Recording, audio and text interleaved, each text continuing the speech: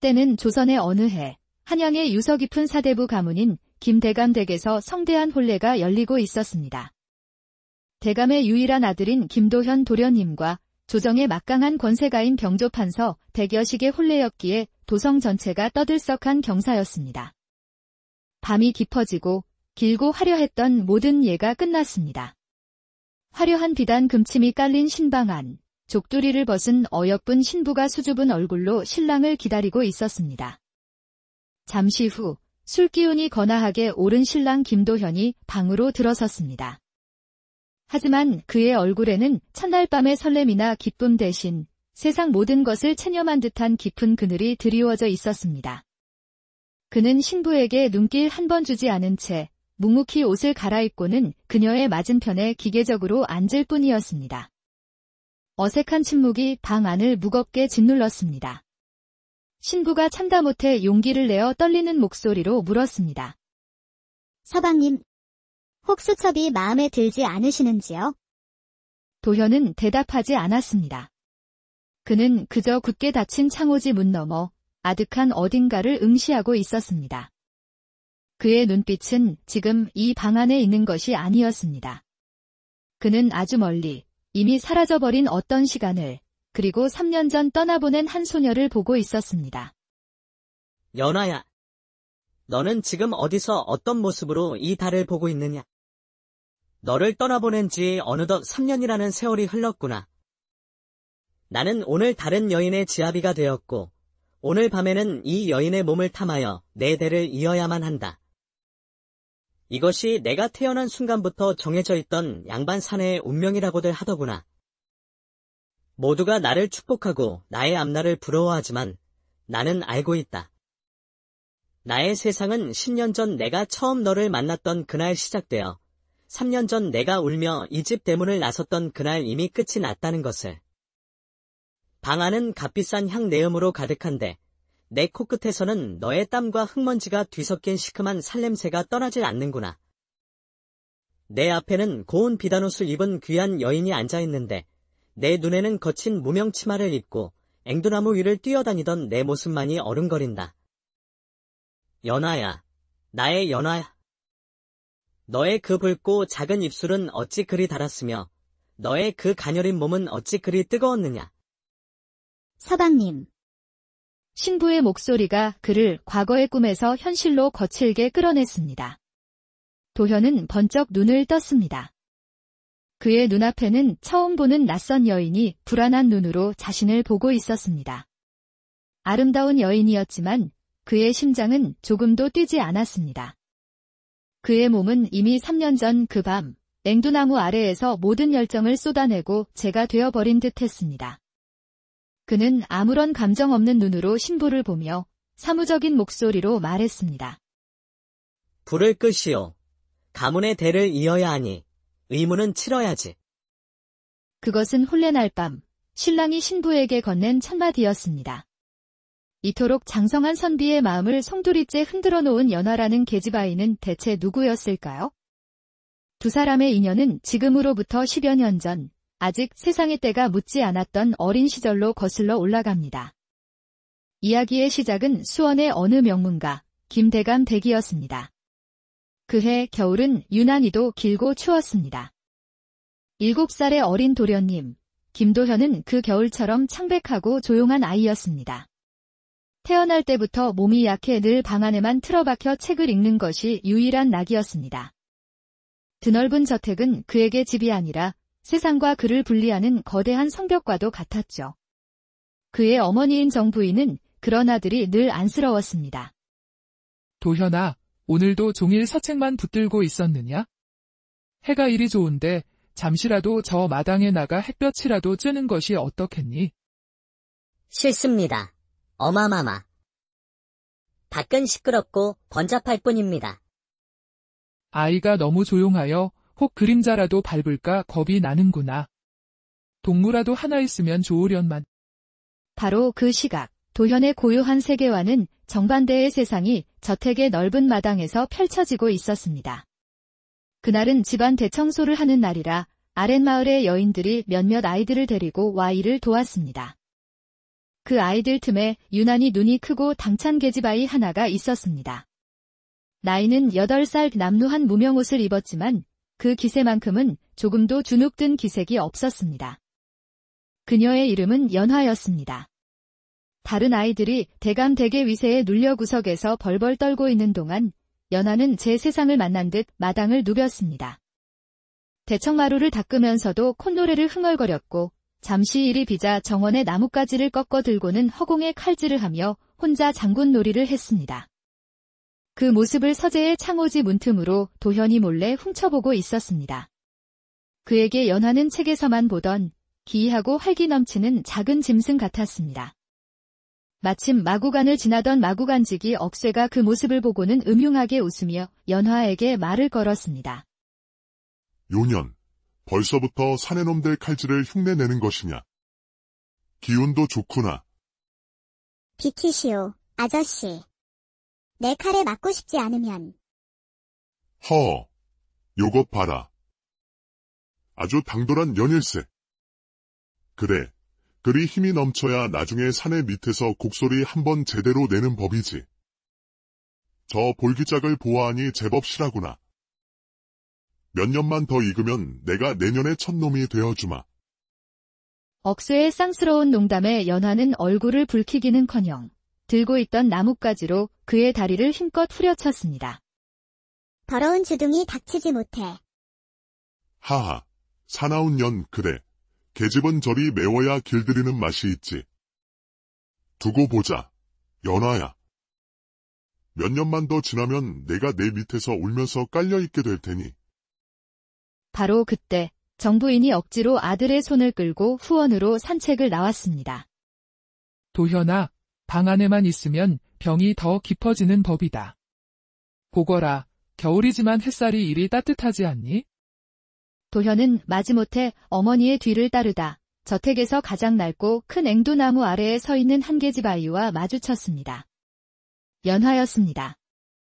정부인은 연화의 당찬 모습을 보고 얼굴에 옅은 미소가 떠올랐습니다. 그녀는 아들 도현을 돌아보았습니다. 늘 책 속에 숨어 세상 밖으로 나오지 못하는 그늘 속의 아이. 어쩌면 저 햇살 같은 아이가 자신의 아들에게 약이 될 수도 있겠다는 생각이 들었습니다. 아이야, 이리 오너라. 이름이 무엇이냐? 연화라 하옵니다. 마님. 너는 무서운 것이 없구나. 굶는 것이 가장 무섭고 매 맞는 것이 두 번째로 무섭습니다. 그 외에는 아직 무서운 것을 보지 못했습니다.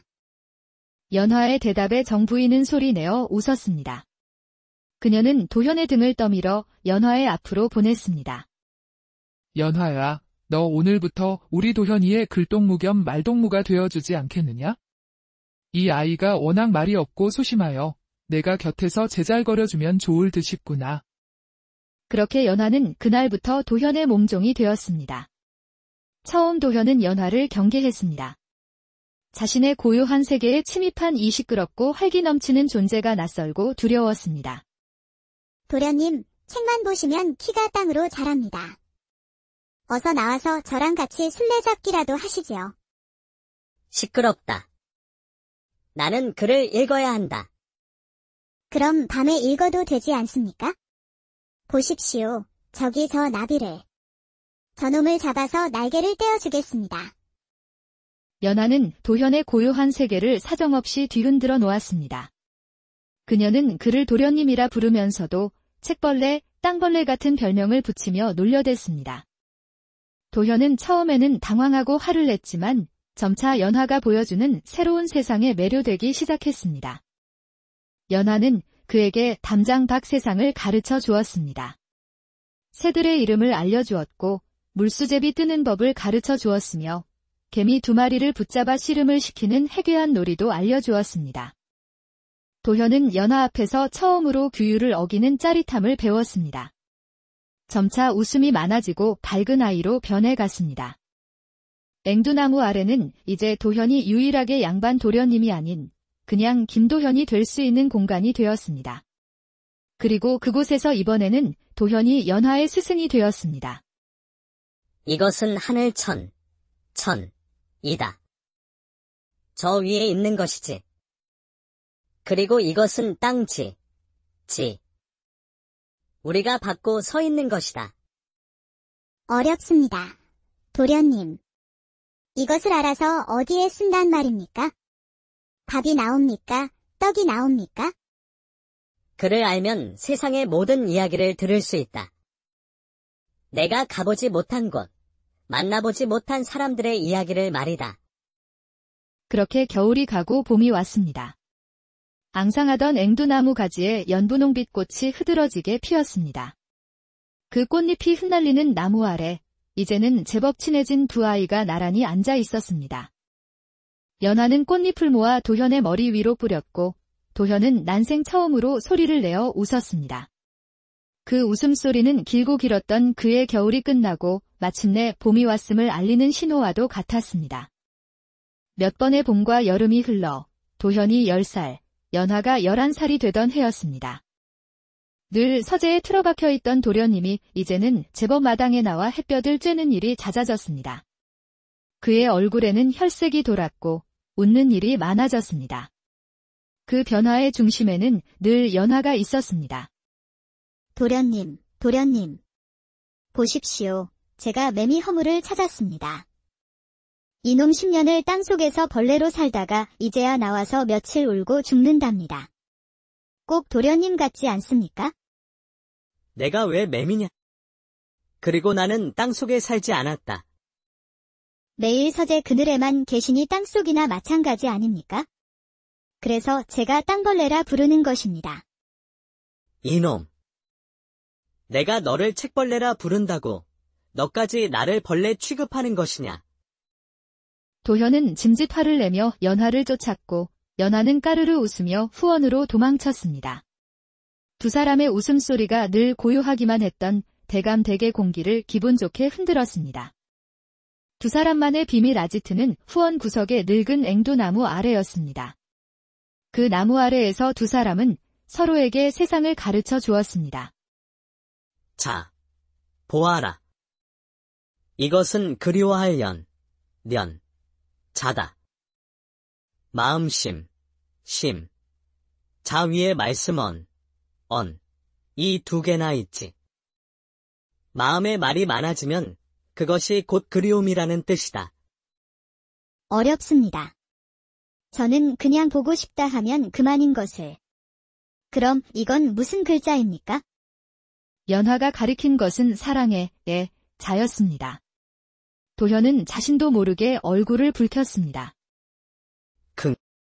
그것은 아직 내가 알기에는 이른 글자다. 도련님은 아십니까? 나는 물론 알지. 도현의 부모는 두 아이의 모습을 흐뭇하게 바라보곤 했습니다. 허허, 그러게 말이오. 복덩이가 굴러 들어왔구려. 저 아이가 비록 미천한 종의 신분이나 우리 도연이에게는 그 어떤 스승보다 귀한 동무가 되어주는 듯하니 저 아이에게는 각별히 신경을 써주시오. 그러던 어느 날 정부인이 기쁜 얼굴로 아들을 불렀습니다. 도현아, 내가 일이 건강해졌으니 이제 세상 구경을 시켜주어도 될 듯이구나. 내일 팔달문 앞장에 구경이라도 다녀오지 않겠느냐? 연화도 함께 데려가거라. 다음 날 도현은 난생 처음으로 저작거리 땅을 밟았습니다. 사방에서 터져나오는 소음과 온갖 음식 냄새, 거칠게 어깨를 부딪히며 지나가는 사람들. 그 모든 것이 책 속의 글자와는 너무나도 달랐습니다. 하지만 연하는 달랐습니다. 그녀는 마치 물 만난 고기처럼 활기 넘치는 저작거리를 누볐습니다. 도련님, 이리 와 보십시오. 저것은 청나라에서 온 비단입니다. 와, 저기서는 원숭이가 제주를 넘습니다. 바로 그때였습니다. 저편에서 익숙한 얼굴, 마구간지기 억새가 그들을 향해 다가왔습니다. 그는 앵두를 발견하고는 음흉한 미소를 지으며 길을 막아섰습니다. 이게 누구신가? 우리 연화 아니냐? 몇 년 못 본 사이에 제법 계집티가 나는구나. 젖가슴도 봉긋해지고 볼기짝도 토실토실한 것이 내가 찜해둔 과실이 아주 잘 익어가고 있어. 억새의 상스러운 말에 도현의 얼굴이 하얗게 질렸습니다. 그는 지금껏 책에서만 보았던 날 것 그대로의 청박한 욕망과 처음으로 마주한 것이었습니다. 더러운 주둥이 닥치지 못해. 억새가 손을 뻗어 연화의 팔목을 잡으려던 순간 네 이놈. 모두가 놀라 도현을 쳐다보았습니다. 늘 모기만 한 목소리로 말하던 병약한 도련님의 입에서 터져나온 고함이었습니다. 감히 누구의 사람에게 손을 대려 하느냐. 이 아이는 내 사람이다. 내 곁에서 나를 보필하는 아이다. 내 놈 따위가 함부로 희롱할 수 있는 아이가 아니란 말이다. 억새는 양반 도련님이라는 현실의 벽을 깨닫고는 분한 듯 욕설을 뱉으며 물러났습니다. 저택으로 돌아온 후에도 두 사람 사이에는 어색한 침묵이 흘렀습니다. 그날 밤 두 사람은 말없이 앵두나무 아래에 마주 앉아 있었습니다. 고맙습니다. 도련님. 다시는 그런 일을 겪게 하지 않을 것이다. 그의 서툰 약속에 연화는 아무런 대답도 하지 않았습니다. 그 약속이 얼마나 허망한 것인지 그녀는 이미 알고 있었기 때문입니다. 도현은 품속에서 무언가를 꺼냈습니다. 낮에 저작거리에서 몰래 산 작고 붉은 앵두 모양의 놀이개였습니다. 이것은 오늘 너에게 주려 했던 것이다. 너와 닮아서. 바로 그때였습니다. 놀이개를 건네주던 도현의 손이 그녀의 손등을 스쳤습니다. 그 순간 두 사람의 몸에 마치 전기가 흐르는 듯한 아찔한 감각이 퍼져나갔습니다. 그것은 동무로서의 장난스러운 접촉이 아니었습니다. 소년과 소녀, 사내와 계집. 두 사람은 처음으로 서로를 다른 정으로 인식했습니다. 둘은 화들짝 놀라 서로에게서 떨어졌고 어색한 침묵 속에서 달아오른 얼굴을 감출 수가 없었습니다. 그날 이후 유년 시절의 순수한 동무관계의 첫사랑이라는 이름의 아슬아슬한 금이 가기 시작한 것이었습니다. 다시 4번의 겨울이 지나 도현은 14살, 연화는 15살이 되었습니다. 세월은 아이들의 몸에 뚜렷한 흔적을 남겼습니다. 도현은 키가 훌쩍 자랐고 연화 또한 소녀의 젖살이 빠지고 어여쁜 처녀의 태가 나기 시작했습니다. 그날 오후 두 사람은 서재에 함께 있었습니다. 도현은 서책을 읽는 대신 난생 처음으로 붓을 들어 난을 치고 있었고 연화는 그의 곁에서 묵묵히 먹을 갈고 있었죠. 도현은 난초를 그리는 척했지만 온 신경은 곁에 앉은 연화에게 쏠려 있었습니다. 그녀가 몸을 움직일 때마다 풍겨오는 땀과 살이 뒤섞인 은은하고 달콤한 향기. 그 향기는 그의 정신을 아찔하게 만들었습니다. 도련님, 춘향이라도 그리시는 겁니까? 어찌 그리 애절한 표정을 짓고 계십니까? 난초가 아니라 정인이라도 그리시는 듯합니다. 쉿, 시끄럽다. 글 공부에 집중이 아니되니 마음을 닦고자 붓을 든 것뿐이다. 마음을 닦으시는 분의 얼굴이 어찌 저리 새빨갛게 달아오르셨을까요? 필시 마음에 품은 정인이 있는 것이 틀림없습니다. 연화는 킥킥거리며 먹물이 묻은 제 손가락으로 도현의 뺨에 장난스럽게 선을 그었습니다. 이놈. 무엄하다. 도현은 발끈하여 자리에서 일어나 그녀를 붙잡아 똑같이 얼굴에 먹물을 묻혀주려 했습니다. 좁은 서재 안에서 두 사람의 서툰 실랑이가 벌어졌습니다. 그러다 도현이 그만 발을 헛디뎌 앞으로 넘어지고 말았습니다. 그리고 그의 몸 아래에는 미처 피하지 못한 연화가 깔려 있었습니다. 순간 세상의 모든 소리가 멎었습니다. 두 사람은 너무나도 가까웠습니다. 이선은 엎어진 채 바로 눈앞에 있는 연화의 얼굴을 보고 있었습니다. 놀라서 동그래진 그녀의 눈, 붉게 상기된 뺨, 그리고 살짝 벌어진 앵두 같은 입술. 그의 가슴으로 심장이 터질 듯이 뛰는 그녀의 고동이 그대로 전해져 왔습니다. 두 사람은 화들짝 놀라 마치 불에 댄 듯 서로에게서 떨어졌습니다. 그날 두 사람 사이에 있던 마지막 유년의 담장이 소리 없이 무너져 내렸습니다. 다시 3년의 세월이 흘렀습니다. 도현은 17, 연화는 18이 되었습니다. 이제 도현은 과거 시험을 준비하는 능한 청년 선비였고 연하 또한 안채의 어린 하녀들을 총괄하는 어엿한 처녀가 되었습니다. 두 사람 사이의 거리는 더욱 멀어졌습니다. 이제 그들은 대놓고 어울릴 수 없었습니다.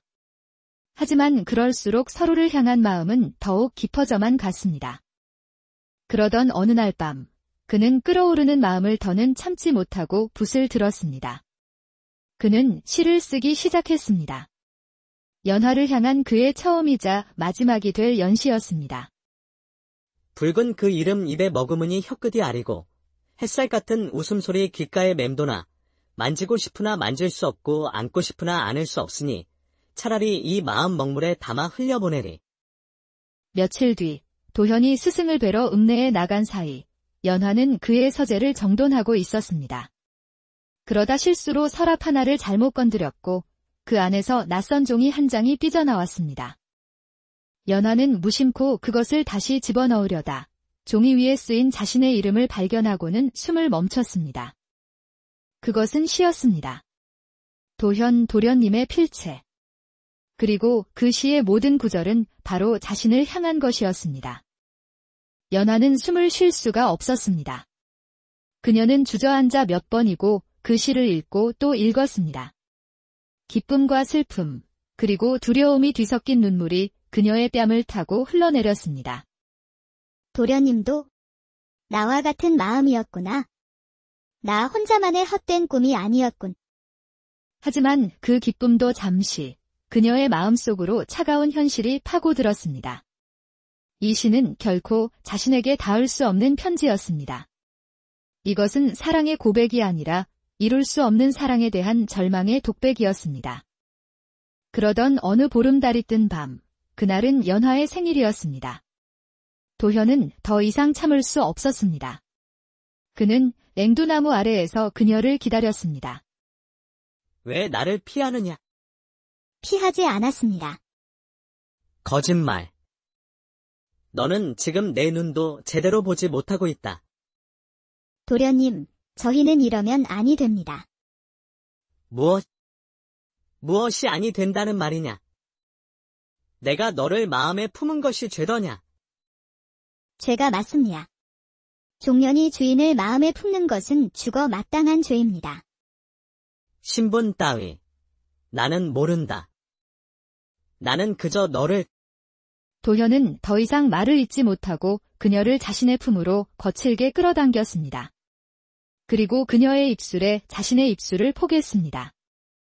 그것은 서툴고 어색하며 거친 입맞춤이었지만 그 안에는 두 사람이 10년 넘게 쌓아온 모든 감정이 담겨 있었습니다. 연하는 처음에는 저항하려 했지만 이내 그의 품에 몸을 맡기고 그의 입맞춤을 받아들였습니다. 달빛이, 앵두나무 꽃잎이, 그리고 두 사람의 뜨거운 눈물이 그들의 처음이자 마지막 입맞춤 위로 하염없이 쏟아져 내렸습니다. 그날 밤의 일은 결국 어른들의 귀에 들어가고야 말았습니다. 며칠 뒤 도현은 아버지인 김대감의 서재로 불려갔습니다. 도연아. 너 연하 그 아이를 마음에 품고 있다더구나. 송구합니다. 아버님. 사내와 계집이 한 지붕 아래 살다 보면 정이 드는 것은 인지상정이다. 허나 넘지 말아야 할 선이라는 것이 있는 법이다. 아버님, 저는 연하를 진심으로. 진심. 좋다. 내 진심이 무엇이냐? 그 아이를 평생 내 곁에 두는 것이냐? 처로. 아니면 첩으로. 그 아이는 종이다. 너는 양반이고. 너는 훗날 이 가문을 이끌고 나라의 동량이 되어야 할 몸이다. 어찌 한낱 계집종 때문에 내 앞길을 망치려 하느냐? 연하는 한낱 계집종이 아닙니다. 네게는 그럴지 모르나 세상 사람들에게는 그러하다. 그것이 내가 진정으로 그 아이를 위하는 길이더냐? 같은 시각, 연하는 정 부인의 방에 불려갔습니다. 정 부인은 그녀를 꾸짖는 대신 그녀의 손을 잡고 눈물을 흘렸습니다. 연화야. 내 너를 친딸처럼 여겼는데 어찌 이런 일이? 죽을 죄를 지었습니다. 마님, 내가 너만 했을 때 내게도 목숨보다 아끼는 몸종이 하나 있었다. 내 오라버니는 지금의 도현이처럼 그 아이를 마음에 품었단다. 하지만 그 끝이 어떠했는지 아느냐? 소문이 퍼져 집안이 발칵 뒤집혔고 내 아버님께서는 그 아이를 흠씬 두들겨 팬 뒤 저 멀리 함경도 땅에 비천한 장사치에게 첩으로 팔아버렸단다. 그리고 내 오라버니는 평생을 그 죄책감 속에서 살다가 결국 시름시름 앓다 떠났지. 사랑이라 믿었던 것이 결국 두 사람 모두를 파멸시킨 게야. 연화야, 나는 내 아들 도현이마저 그리 잃고 싶지 않다. 그리고 내 딸처럼 아꼈던 내가 그런 비참한 길을 걷는 것을 보고 싶지도 않구나. 진정 저 아이를 위한다면 내가 떠나주어야 한다. 정부인의 말은 그 어떤 꾸짖음보다도 더 날카로운 비수가 되어 연화의 마음에 박혔습니다. 그녀는 깨달았습니다. 자신이 이곳에 머무는 한 도현은 결코 행복해질 수 없다는 것을. 그날 밤 연화는 도현을 앵두나무 아래로 불렀습니다. 그녀의 얼굴은 눈물로 얼룩져 있었지만 그 표정은 그 어느 때보다도 단호했습니다. 저는 이 집을 떠나겠습니다. 도련님. 마님께서 저를 놓아주시기로 하셨습니다. 이것이 제가 도련님을 위해 할 수 있는 마지막 일입니다. 연화야, 가지 마라. 내가 모든 것을 버리고 너와 함께. 아니요. 도련님은 그러시면 아니 됩니다. 도련님께서는 훌륭한 대인이 되셔야 합니다. 그리고 저를 잊으셔야 합니다. 그녀는 품속에서 도현이 선물했던 앵두 모양 놀이개를 꺼내 그의 손에 쥐어 주었습니다. 이것은 제가 간직할 수 없는 것입니다. 부디 훗날 도련님의 진짜 주인을 만나시면 그분께 드리십시오. 두 사람은 말없이 서로를 끌어안았습니다. 그것이 그들의 마지막이었습니다. 다음 날 새벽, 연화는 작은 보따리 하나만을 든 채 정든 집을 나섰습니다. 도현은 멀리서 그녀의 뒷모습이 사라질 때까지 하염없이 바라볼 뿐이었습니다. 그리고 3년 뒤, 그는 텅 빈 눈으로 한 번도 본 적 없는 여인의 손을 잡고 혼례를 올렸습니다. 그의 세상은 연화가 떠난 그날